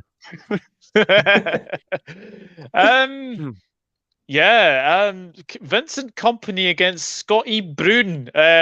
Well, I was going to say it's the battle of the Baldies, but actually Scott Brune has hair new. Dan, this is a very good opportunity to get into the quarterfinals for Burnley, isn't it? It is, yeah. It's a big opportunity, and I was listening to Kompany's press conference earlier today, and it's a competition that he's not taking lightly. You know, he's had his hands on that trophy before as a Manchester City player. He has come out and said, don't get me wrong, that it might be a big task for Burnley to achieve it. But when you are only, 4 games away from winning that, from having that trophy in your hands, it's technically doable. It's technically doable. You know, I think he was asked, is he going to rotate? He said that potentially, but he doesn't have to rotate, you know, much. For me, I think he's going to have one eye on this. Why not? We've got nothing to lose. We've got so many points in front in the league. It's not like we have to focus there because we're still doing that. Why not? I mean, it's a perfect time to do it. Although for Fleetwood, it's also a perfect thing for them to come to Turf Moor and be like, can we be that first team to go to Turf Moor and end that unbeaten run there? You know, I was looking at stats the other day. The last time Burnley lost in the Championship, David Cameron was Prime Minister. One Direction was still flaming performing and all this crap. So, you know, there were things like that being banded around. And I thought, you know, that's going back something. Fleetwood are going to be here to cause an upset. You know, I've got no doubts about that. They've already beat Sheffield Wednesday, which was a good result for them because they played them, I think, recently twice in the league as well and got beat 1-0 in both games. Yeah. So, you know, to beat them in the cup, it was almost like, third time's a charm. We've finally done it. It's a good tie for them. It's a good test for Scott Brown. I do think we'll have enough. I do think we'll have enough to get the job done. But we have seen teams come up against us in the cup before and we've lost. We lost against Huddersfield. We lost against Lincoln on their mad run in a cup competition before as well. Aki Stanley on my birthday. That was painful. So I do believe we'll get it done, though. I do believe we'll get it done. And the COD army will be going back there with their fins between the legs. And, I just think that we'll I don't think it'll be comfortable. But I'll take a 2-0 win. 2-0 win for Burnley. Yeah, Rich, how do you see this one going? I think when it gets to this stage, quite often we look at league form, don't we? And we look at our team fighting for relegation, fighting to get promotion. Burnley are walking the league. They're just completely dominating the league. I can't think of a reason why they don't win this game. The league form is fantastic. They're getting promoted. They don't have to worry about being in a fight to get promoted. They don't have to worry about relegation or anything. This is kind of an interesting year for Burnley, where they're winning most games comfortably. They're looking extremely good, playing great football. They come against a team that they should be expected to beat comprehensively. I think they do that, and I think they just carry on with pretty much with where the league form's going. I think it's going to be something like 3-1. Let's say, it's a cup game. Fleetwood are going to definitely turn up, give it a go. But I just can't see anything other than not straightforward, but it'll be fairly comfortable, I think, for Dan. And I think Burnley could be looking at a decent cup run this season, because you can put your full first team out there and rotate a bit in the league. You got 15 points clear or something. You got a crazy gap between you and something like I think it's 12. Is it 12 points or 15 points between us and Sheffield United, and it's 19 points between us and third? So it's like promotion's almost guaranteed. Being champions of that league's almost guaranteed. I mean, it's a crazy. We could be champions before Easter. So I think you played more games than the Premier League as well, based on just not having maybe some of the other issues Premier League's had. So yeah, I think 3-1. That nice day for Dan, and look forward to maybe playing us in the next round, perhaps. Well, I'm gonna Not another one. I'm gonna make Dan even smilier. I honestly think Burnley go goals crazy in this. I really do. I'm gonna go 5-0 Burnley. I honestly do. 5-0. I think this will be a hammering. I can see Burnley winning by 5-0. Anthony's saying Wrexham. That's obviously about the red teams, isn't it? George Cal smiling, so lol, well. unbelievable. You can go your own way. There's probably a lot of others, isn't there? I can't think off the top of my head, but everywhere. Burnley 2, Fleetwood 0. George, Burnley 1, Fleetwood 2. Remember this one, Dan. Just remember this one.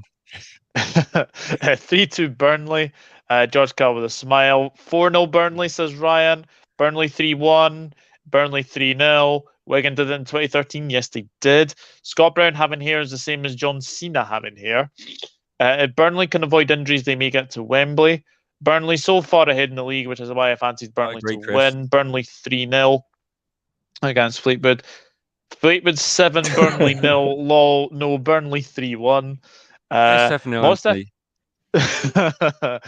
FA Cup upsets happen in the early rounds. It's because Fleetwood playing red. It's because Fleetwood playing red. That's why he's gone for it.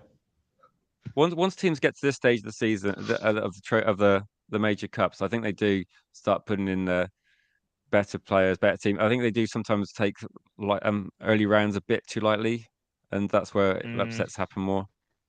Yeah, Burnley absolutely running away with the championship. Surely they'll go for the FA Cup, as they're probably already winning the championship, already promoted, basically. Burnley 5, Fleetwood Fleetwood Town 0. Yeah, I know. Luke, I know it was a bit of a slip of the tongue. I've got to say that. You'll do it next year, Doug. Definitely. You're saying Burnley lost because you're a Goldbridge fan and want Burnley to lose. Thank Lord we don't have any nonsense days this month like Pancake Day. Can't understand why people go over the top sending selfies of them having pancakes.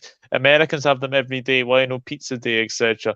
That's a very good point. Elliot, I like to predict at least one shock each every round. Chris, there should be an ice cream day. Yes, absolutely. I don't think ice cream should be restricted to one day. I'm just going to put that out there. Yeah. You don't have to restrict yourself. Ice cream day could be multiple days. Yeah, 100%. Freshman in the Carabao Cup, Manchester United take on West Ham. Sorry, Luke, who beat Nottingham Forest 4-0 at the weekend. Yeah, sorry, did I mention that? you'll be feeling a bit confident going into this one, Rich. Can you see United making any changes for this game? So I was just laughing at George's comment. I know, George. I know. Do you know what the thing is, Doug? That looking at all the games we played recently, we had Barcelona over 2 legs, and even before that, we had Reading in the cup. We had played Charlton, yeah, and no matter what game we're playing, Ten Hag's putting out pretty much a strong team. Yeah. So I think regardless of the opposition, a lot of people are saying, right, let's rotate, let's rest, let's this person's played too many games. Like Bruno's an example, he's played lots of games, and I think that we're just keeping. Sometimes if you play the similar team most games, we've got a really good form, really a great partnerships developing throughout the team. I think what he is doing is maybe like Garnacho got to start some games. We saw against Leeds that Maguire started one game. Maybe he changed one or two, but I think that's what I wanted to see from Ollie. I want to see not suddenly you change 5 players and your team looks a bit disjointed. You change one or two per game. I mean, Casemiro got a suspension, didn't he, for a few games? Yeah. Of course, that was he cup title suspended for a Champions League game. So you have these options where some of these players, actually, no, it's a bit so some of these players haven't played a crazy amount of games. But I think he maybe there are options that you could put Malacia instead of Shaw, who I think has been absolutely fantastic. But I think most of the players, looking in the last couple of games, we've been playing a lot of games.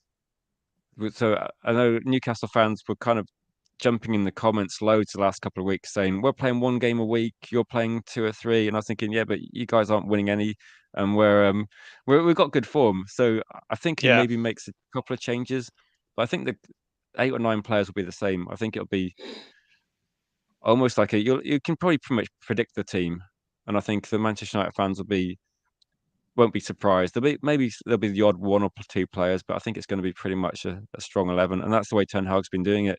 And we've not been looking like we've been fading in games. We've been finishing games quite strongly. So using the bench a lot, 5 substitutions, I think does help us. Yeah. I mean, it's a very, very interesting game, and I mean, I know West Ham don't have the greatest of records at Old Trafford, but I mean, you have to fancy yourselves to go through. I've got to be confident and back the team because I've got no reason not to. And West Ham, they're in a relegation fight, but they're not a team that we normally beat comfortably. They're not an easy team to play, although results haven't been going their way. Great win for them on the weekend, but I would go with I would say 2-0 to Manchester United. I think one of the things that I've thought has been maybe underrated from people is that we've been defending really well, and we haven't necessarily been winning games 4 or 5-0, but we've been so difficult to create chances against. I think Newcastle got 2 shots on target. Man City got 1 shot on target when we beat them recently. We've restricted other teams to hardly any chances, and that's just great to see how we've organised our midfield and defence. We've got mid-block low. We're just hard to play through. We're so organised. It's something we didn't have last season. It's great to see, and a lot of players that George won't give credit for doing a good job off the ball, making us hard to play through. They're defending from the front. People like Weghorst, he's difficult to get through. He's making a lot of. He could play as a CDM. He's been playing that sort of game where he's just one of the first lines of defence. So I hope I'm right, and I think it's going to be a tough game for West Ham. So I'm going to say 2-0. 2-0. Will the Hammers get a hammering at Old Trafford on Wednesday?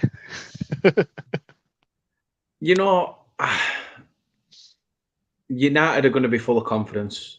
Just coming back off the back of that good result against Newcastle, which, to be fair, I love my hand up. I thought Newcastle were the better side in terms of playing football, but United was just more clinical. What needed to be done got done by United, and I don't even think United even had to get out of first gear to do it. It was just a case of when they came forward, it came off. Please sign Weghorst on a permanent. We don't want him back. We don't want him back. Egotistical arsehole can stay with you. Although I did always think at the beginning I would like to have seen him in a company style of football to see how it would pan out. But I don't know, like say for me now, he's at that age where he's going to have to start. You see these players like Rooney, he was an out and out goal scorer, but as he got older, he went further back into that midfield and more helped out, play balls in here and there and everywhere. And I think that's what United need. I think he's good with his feet, is Weghorst. Sharp with his head for a 6'6" fella. Yeah. Absolute doggo with his head. And his tracking back is pretty sensational as well. Yeah. I mean, defensively, his statistics have been pretty decent. I'm really trying to big him up here so you'll buy him. I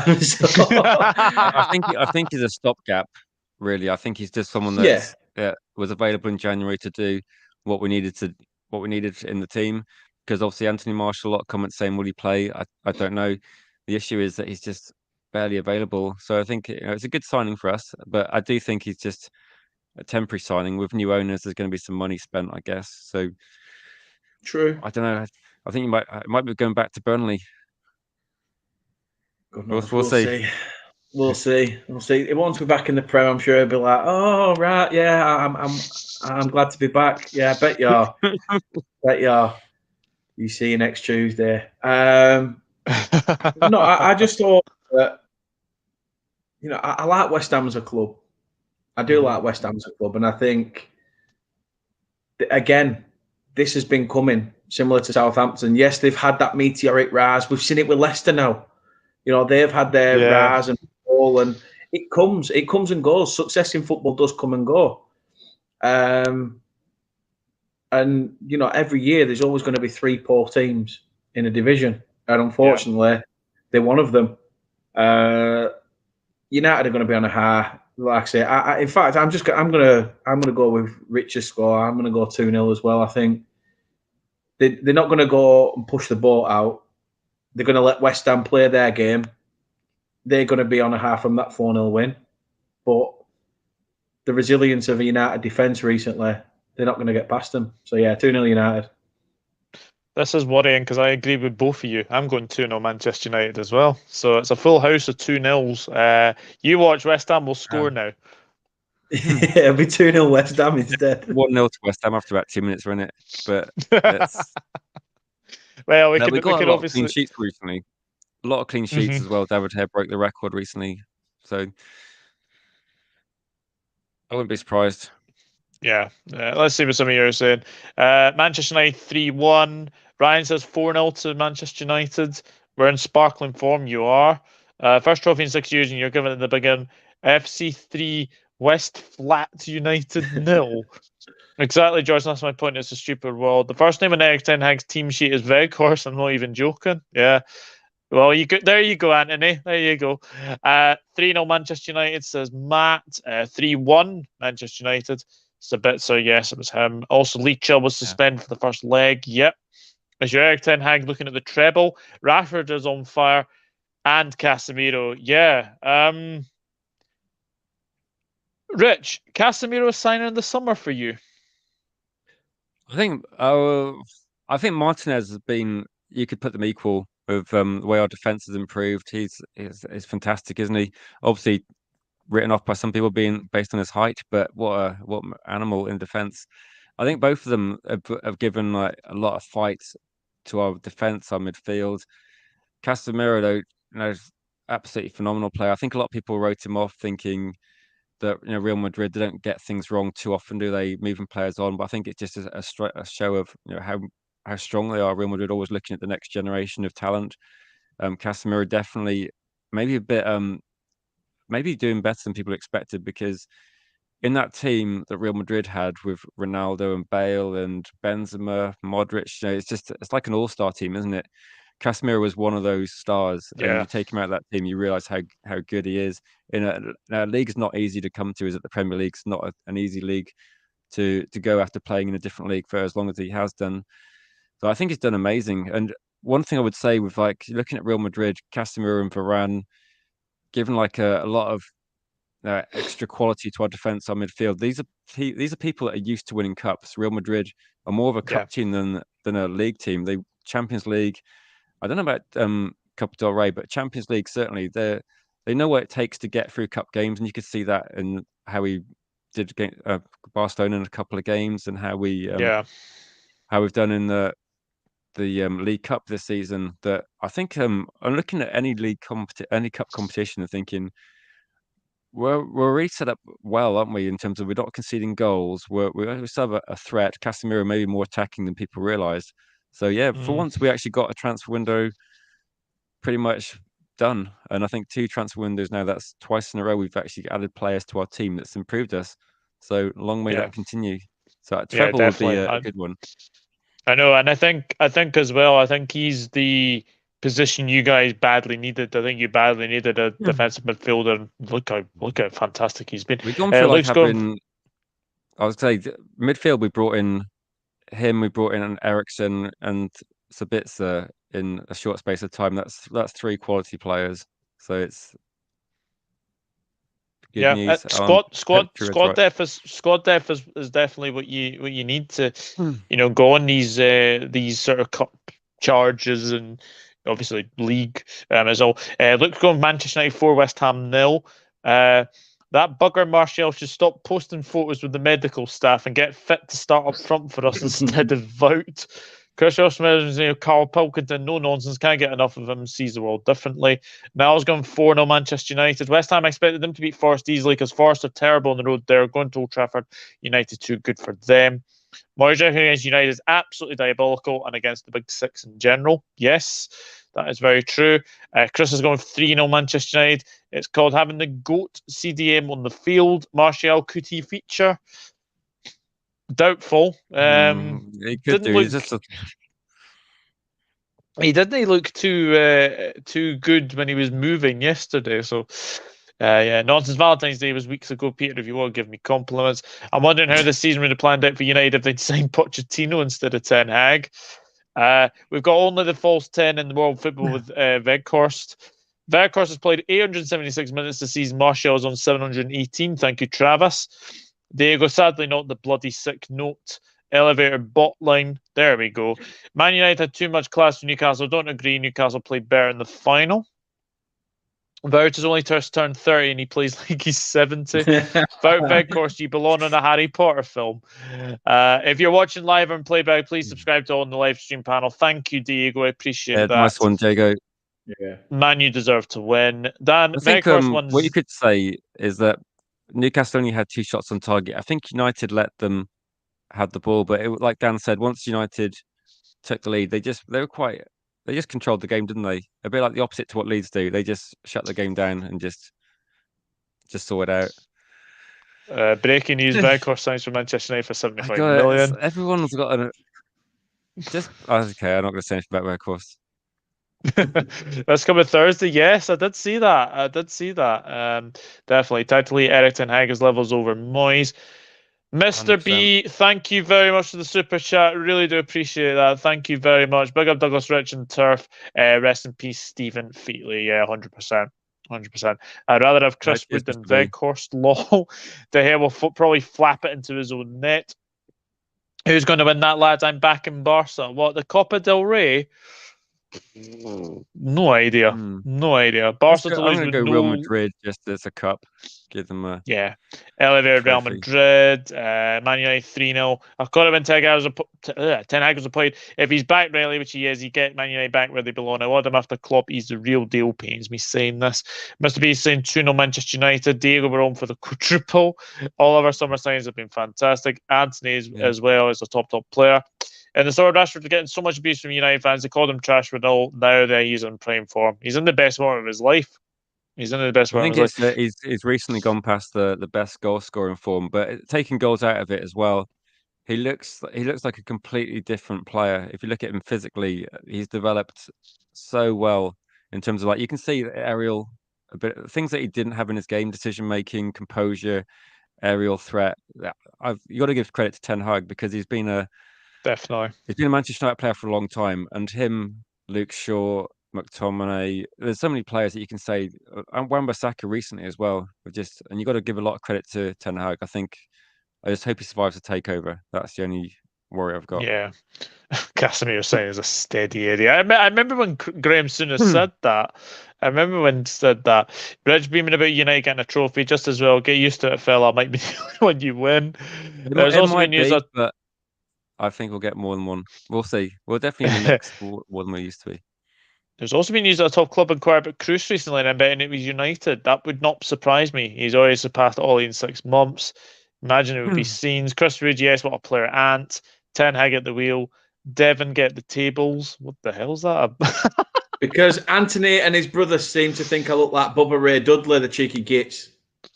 Oh, for God's sake. Douglas, remember when Brentford beat United 4-0 when United were bottom of the league? You said United are most likely to get relegated them in the quad, and they're currently fighting for the quad. I said United are most likely to get... I think the quad's a long shot, isn't it, at that stage of the season? Yeah. Oh, Anka is in. Hello, Anka. Hope you're well, mate. Big up, guys. Remembering our times with Stephen. See you. Yes, Anka will be joining me tomorrow at 5 o'clock for the Prem Prediction Show. So really looking forward to that. Yes, I will see you tomorrow, Anka. Definitely, my friend. But remember last season, we could win the quad. Lost Premier League, YouTube. For Champions League. Same heartbreak coming for United. And yes, absolutely. Rich, when we're on the fan channel with lots of different fans, we get a fairer judgment of how crap Weghorst is. Well, we will see. But the final game is Sheffield United against Tottenham. It is at Bramall Lane. Sheffield United. Billy Sharp, Rich, getting offended by Wrexham. I think that has to be the lowest of the low. Getting offended by a Welsh club who obviously money bags under obviously Ryan Reynolds and what's the other guy? I can't remember his name. I can't remember his name, but yeah, Rob McElhenney. McElhenney, that's it. They're coming up against Tottenham. I mean, look, I don't think Tottenham played the best against Chelsea, but at this moment in time, you don't really need to play your best against Chelsea because you usually get results. Yeah, that's true. I was going to say Chelsea, Tottenham. That's probably one of the worst fixtures for Spurs. Their record against Chelsea is so bad. Yeah, historically, I think they went like 30 games without winning at one point. The record is appalling against Chelsea. So any win from them against Chelsea is still a good result. I think this is going to be quite close, actually. That Spurs they're a bit hit and miss recently as well. I mean, I think they're in a fight for top 4. It's going to be tough, but I think most likely they maybe finish Europa League positions. But I don't know. It's a tough one. I can see it being a 2-1 Spurs, but close, tricky one. Yeah, 2-1 Spurs. Oh, Dan, this is a very interesting one. Because obviously you will already know from playing Sheffield United at Bramall Lane, it was your biggest defeat of the season. Yeah, wasn't a pleasant one. I can definitely tell you that. But it was a one-off. It was a one-off for me. I've recently been watching. I've been keeping an eye on Sheffield United and the way they've been playing, and they seem to be dropping off a little bit in games. And I'm not saying that with the disrespect to them because I think they've performed phenomenally well this year. Yeah. But I've seen them. I saw them against QPR sort of just drop off a little bit. Again, they struggled against Wrexham, but you've got contrast here. They sort of dropping off and is staying in that top 2 with Borough firmly well up their arse in the league, trying to knock them off the perch. Is that got to be the priority? But then you've also got Spurs and the Cup don't go hand in hand, do they? So there's also that to contend with. This is going to be a tough game. A tough game. 2 sides that are going to play football. Conte's in for a challenge, and I think Paul Heckingbottom's knows he's going to be in for a game as well. This for me is going to be nicked by the 1 goal, and I think it will go in favour of Spurs. Just. I think they've got the We go- quality, haven't they? You look at someone like Harry Kane's goal scoring record's crazy. I think it's one of these ones where I used to live around the corner from Bramall Lane, and I know that they've got fantastic support as well. A good team. I hope they do get promoted, but I think Spurs have got that quality in the team. Just that Son and Kane are just so good, aren't they? Even when the team's not performing, I think you got a continual goal threat there, and particularly even counter-attacking. They didn't turn up against us, but I think they got too many match winners. Yeah. So you're going 1-0 Tottenham. Yeah, I'll go 1-0 Spurs. I just think that they've got so much quality. It wouldn't surprise me if it's a Kane effort from range. I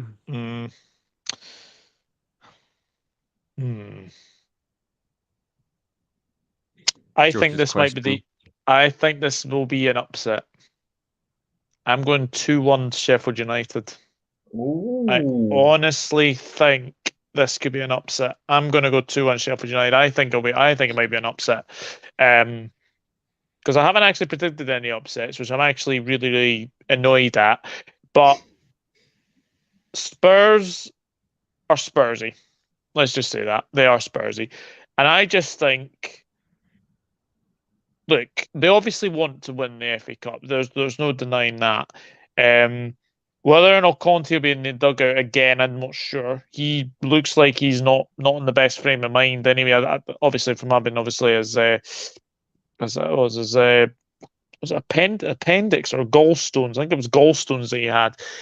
So obviously Christian Stellini seems to be the one that seems to be dictating things from the sidelines, and he's done really, really well. But I just think hostile crowd at Bramall Lane. And actually, their last trip to Bramall Lane, they actually lost 3-1. So maybe history might repeat itself, but we will see. It's got to be the best chance of Harry Kane getting a trophy, isn't it? The FA Cup. Yeah, it has to be. Weghorst is a character for sure. A good squad player to have, as he's hungry. Even Rich knows Weghorst is. Well, he's not called Weghorst. Is Weghorst. The thing is, though, everybody's criticising the player. But look at the team results. Like, regardless of looking at the individual players on their individual abilities, look at how they play as a team. I think that's key. Manchester United have been on this crazy run, and big up Ankit as well. I know it's like a ridiculous time difference. Yeah. Good night, Ankit. I'll see you. I'll see you at 5 o'clock. Weghorst is like the Ballon d'Or world class player, but I think you got to say he's not. I don't think Ten Hag's going to tolerate people not contributing to the team in the starting 11, and it's not just because Marshall's injured that he's in the team. We've got other options. Yeah. Whoa. Mr. B for life. 2-1 Sheffield United. He's going with the same as me. Interesting. I think Conte's putting all his eggs in this basket for trying to win a trophy, which Spurs are allergic to. Even like the owners of Spurs are allergic to trophies, aren't they? They sacked Mourinho, who's a perfect manager to have to somehow get over the line in the cup competition before a final. So they're just destined not to win anything. I know, and to basically put that stat up against the amount of games that Pep Guardiola has managed against Ryan Mason, which was like 1. Very, very funny. Sorry, you know what? I'll say Sheffield United 2, Tottenham 2, and then in extra time, Sheffield United win 3-2. Wow. 2-1 Tottenham. Sometimes, so why not? 2-1 Spurs. Cheerio, Matt. Thank you for tuning in, mate. Wrexham 0, Tottenham 2. Oh, sorry, big mistake there. Sheffield United 0, Tottenham 2. Chris, you love to rile up the Wrexham supporters. I know that. Sheffield United 1, Spurs 2. Spurs 3-1. Tottenham Hotspur sometimes turn up, sometimes they don't. Now, I think right at this moment, Spurs are most likely for 4th. Sheffield United 0, Tottenham 3. Spurs are very up and down this season. Chris versus Wrexham never going to end, is it? Burnley always lose at Bramall Lane, says Elevator. Is that true? Pretty much. I mean, the only time I've been to Bramall Lane we lost, I was, 7 or 8 years old. I lost my lunchbox there and all, so it seems everything that Burnley take with them, they seem to lose at Bramall Lane. Disaster day out. Neither. It's the safest answer there. I remember It's a Chris Wilder tie. playing for both teams back in the day, quality player. Yeah, try I'm having so him sad. as your manager for a few seasons. Jesus. Oh, I remember that. Crikey, that was not good. I am so sad Wrexham don't get through. It's the most heartbreaking moment in sport. I'll get my violin and cry my tears in a cup for them. It's a tough times for them with that backing in second in their league. Anthony's going 2-1 Sheffield United as well. See, everyone's thinking Sheffield United are going to get something. It could be an interesting one. If every team was a chocolate, then Spurs would definitely be rebels, as you never know to get. Oh, that's great. Spurs perform better when Conte's not been in the dug. Yeah, exactly. I think our winning is even more remarkable playing with Weghorst as a handicap. Claret 1, good evening. 0-0 then extra time, Tottenham nick it. If I'd have any managed to win a game to save my life, I would pick Jose Mourinho every day of the week. He finds a way, doesn't he? And I think Spurs were worried that they might get a trophy, and then Harry Kane would have no reason to stay and would then move on. Yeah. Wait. What's this? I have a feeling Chelsea will finish 8th with 61 points, and Liverpool will finish 4th with 62. Hang on, with 1 point more. 1 point more. So you're saying that the 7th, 6th, and 5th teams are going to end up on 61 points? Okay. I don't think that's possible. I honestly don't think that's possible. I think you may need to redo your maths there.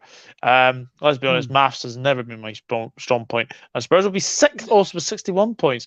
Dan, bit painful losing your lunchbox. It did. I took some actual photos as well. I'd been to a wrestling event as a kid, and I couldn't wait to show my mate that I'd gone. I hope you're well, Colin.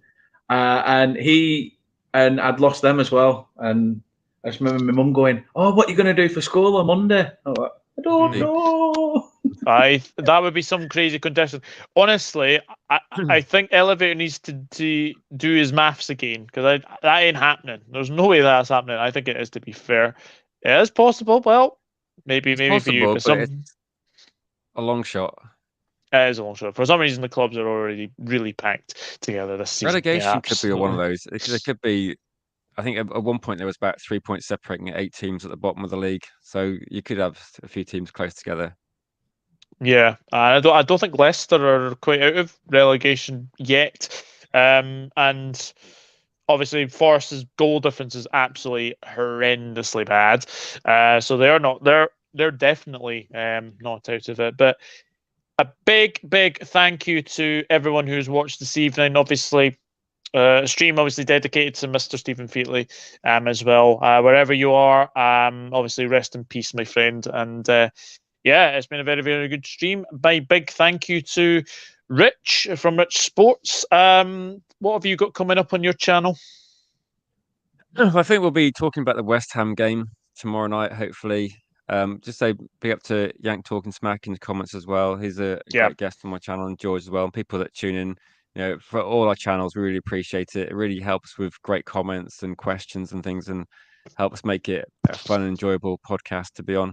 But I'm going to be doing and we're playing every 3 or 4 days, it seems. So there'll be obviously previews for West Ham coming up, and obviously against Liverpool on the weekend, massive game coming up as well. And I'll be doing call-ins for those where fans can join and have their say on the match. Hopefully we're gonna carry on with decent results, and look forward. Cheers for getting me on again, Doug. It's good to meet and talk about these, particularly as we still remain in this competition. It's even nicer to talk about it, and nice to speak to Dan as well. Welcome back to Premier League next season, Dan. Yeah, looking forward to collaborating with you two again next season. Should be good. Yeah, absolutely. But no, thank you very much, Reg, and Dan. Thank you very much. I haven't actually said this obviously to you obviously in person, but congratulations on 900 subscribers. No, thank you very much. Thank you very much. It's slowly growing, but for me, I've found the watch-alongs, the ones that are getting the numbers. And no, I'm just enjoying the ride. Fingers crossed, can get to 1K by the time the season's over with. I think that is very, very possible. I think you're getting ever so closer towards that. Anyway, gonna but happen, Dan. we will go through the last few comments before we do head off. Sorry, I'm getting in late. Had to work through my lunch. No problem, Connor. Hope no problem at all. Crowd got right in the end when it ends. Great stream, everyone, and rest in peace to Stephen. Well done, all. Says Diego. Rest in peace to Stephen. Absolute diamond human being. Going to be very much missed. Yeah, 100%, definitely. Brilliant show, says Niall. Thank you very much. I'm just excited for the United Thanks, game Niall. and how easily they will tear up our defence and how slow our midfield will be. Yeah, that is going to be a very interesting game. Support then? Does he support West Ham? Liverpool. United I think game. he's meaning the game for Sunday. Okay, the weekend game. Yep. I don't know. Do you know what though? Liverpool, they turn up against Man United. It's not going to. I would disregard league form. It's a different. Our record at Anfield is poor, so don't be too negative. I was trying to actually like work out the last time you guys won there. I think it was 2018. No, it was Wayne Rooney. It was a Wayne Rooney really? winner. Yeah. It was in the Van Gaal season, I think, if I seem to remember. Well deserved. Dan should be on 1K soon, says Connor. One season back in the Premier League and back down, just messing. Anyway, chances are that will be the one game you guys turn up in for the rest of the season. Take care, everyone, and take care, lads. Yes, absolutely. Cheers, guys. It's been a very, very good stream. Thank you to everyone who has watched. And we'll obviously wait and see what happens in the FA Cup this weekend. No, actually, this midweek, I should say. This midweek. But obviously, the reason that we were obviously here for is obviously this man. Rest in peace, Mr. Stephen Featley. Gone, but never forgotten. Good night, everyone.